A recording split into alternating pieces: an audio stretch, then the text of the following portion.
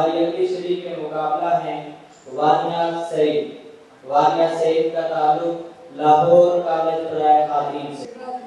जिन्होंने अपने रास्ते मुंतज़िर फ़रदा के आदमी लोगों बाद में आने वालों ने ढूंढ दिया सरियाने का।